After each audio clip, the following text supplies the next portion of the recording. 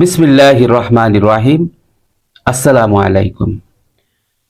প্রিয় দর্শক শ্রোতা ভাই ও বোনেরা, আমি সাইদ হাসান সত্যের পক্ষে ফর ট্রুথ।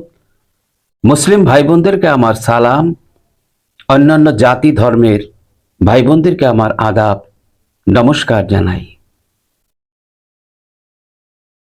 জনাব নরেন্দ্র মোদীর উদ্দেশ্যে একটি খোলা চিঠি। বাংলাদেশ আজ একটি বিপদের মুখে। প্রিয় দর্শক ও শুভাকাঙ্ক্ষীরা, আজ আমি একটি গুরুতর বার্তা দিতে চাই। আমার এই বার্তাটি ভারতের মাননীয় প্রধানমন্ত্রী জনাব নরেন্দ্র মোদীর উদ্দেশ্যে। বাংলাদেশ আজ একটি চরম সংকটে। এটি শুধু একটি দেশের সংকট নয়, এটি একটি সভ্যতার অস্তিত্বের সংকট। এটি সেই বাংলাদেশের কথা যার জন্ম হয়েছিল রক্ত দিয়ে, যে জন্ম নিয়েছিল ভারত এবং বাংলাদেশ দুই জাতির মিলিত আত্মত্যাগের মাধ্যমে। আজ সেই বাংলাদেশের অস্তিত্ব হুমকির মুখে। এ কারণে আজ বলছি, জনাব মোদি, আপনি নীরব থাকবেন না। মুক্তিযুদ্ধ ও ভারতের ঐতিহাসিক ভূমিকা। জনাব মোদি, আপনার নেতৃত্বে ভারত এক নতুন উচ্চতায় উঠেছে। আপনি শুধু ভারতের নেতা নন, আপনি দক্ষিণ এশিয়ার একজন নৈতিক শক্তির প্রতিনিধি। আপনি জানেন, বাংলাদেশের স্বাধীনতা যুদ্ধ শুধু একটি জাতির সংগ্রাম ছিল না, এটি ছিল মানবতার বিরুদ্ধে, অন্যায়ের বিরুদ্ধে এক সম্মিলিত প্রতিবাদ। ভারত যদি 1971 সালে পাশে না দাঁড়াতো, বঙ্গবন্ধু শেখ মুজিবুর রহমান যদি জাতিকে মুক্তির আহ্বান না জানাতেন, তবে আজ আমরা এই বাংলাদেশকে পেতাম না। আমরা কৃতজ্ঞ। আপনার ভারত সেই সময়ে পাকিস্তানদের গণহত্যার বিরুদ্ধে রুখে দাঁড়িয়েছিলেন। আপনাদের সেনাবাহিনী রক্ত দিয়েছিল এই দেশের জন্য। আজ যখন আমরা দেখি বাংলাদেশ আবার সেই পাকিস্তানি চেতনার পুনর্জন্ম দেখতে পাচ্ছে, তখন আমরা আর চুপ থাকতে পারি না।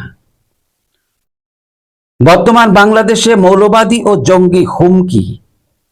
জনাব মোদি, আজ বাংলাদেশে স্বাধীনতা বিরোধী শক্তি আবার মাথাচাড়া দিয়ে উঠেছে। তাদের হাতে রয়েছে বিদেশি অর্থ, অস্ত্র, চক্রান্ত এবং কিছু অবৈধ ক্ষমতার মদদ। তারা আবার পাকিস্তানি আইএসআই এর মতো হিংসাত্মক কৌশল প্রয়োগ করছে। তারা আবার সংখ্যালঘুদের উপর হামলা চালাচ্ছে। গোপালগঞ্জের ঘটনাই তার প্রমাণ। হিন্দু, মুসলিম, বৌদ্ধ কেউই নিরাপদ নয় এই মৌলবাদী শক্তির হাতে। এরা ধর্মের নামে বিভাজন ছড়াচ্ছে, সন্ত্রাস ছড়াচ্ছে, গণহত্যা চালাচ্ছে। আপনিও নিশ্চয় সংবাদ মাধ্যমে দেখেছেন, গোপালগঞ্জে শিশুসহ নিরীহ মানুষদের রক্তে ভিজে গেছে মাটি। এই ঘটনা শুধু বাংলাদেশের ঘটনা নয়, এটি একটি আন্তর্জাতিক মানবাধিকার লঙ্ঘনের ঘটনা। এটি ভারত ও বাংলাদেশের সম্পর্কের উপর সরাসরি আঘাত। জনাব মোদি সাহেব, আপনি নীরব থাকবেন না। আজ আপনার কাছে আমাদের বিনীত আবেদন, আপনি পাকিস্তানের জঙ্গি ঘাঁটিগুলো যেভাবে ধ্বংস করেছেন, বালাকোটে আপনি যেভাবে সিদ্ধান্তমূলক পদক্ষেপ নিয়েছিলেন, ঠিক তেমন ভাবেই আপনি যেন নজর দেন এই নতুন জন্ম নেওয়া পাকিস্তানপন্থী শক্তির দিকে, যারা বাংলাদেশকে জিম্মি করে রেখেছে। আমরা জানি আপনি বঙ্গবন্ধুকে সম্মান করেন। আপনি 26শে মার্চ স্বাধীনতা দিবসে বাংলাদেশে এসেছিলেন, আপনি শহীদদের প্রতি শ্রদ্ধা জানিয়েছেন। তাই বলছি, এই বাংলাদেশ আপনার ভাইয়ের মতো। এই দেশের মানুষ আপনাকে ভালোবাসে। এই দেশ আবার একটি অন্ধকারে চলে গেলে আপনার ভারতও তার মূল্য দেবে। কারণ নিরাপদ বাংলাদেশ মানেই নিরাপদ ভারত। মাননীয় মোদি, আজ আমরা একটি কঠিন সময় পার করছি।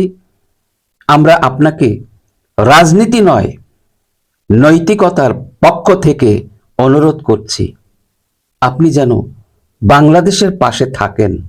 আপনি যেন সন্ত্রাসবাদ, মৌলবাদের বিরুদ্ধে আবারও রুখে দাঁড়ান। আপনি এই উপমহাদেশের একজন মহান নেতা। আপনার কণ্ঠে শক্তি আছে, আপনার সমর্থনে ইতিহাস বদলাতে পারে।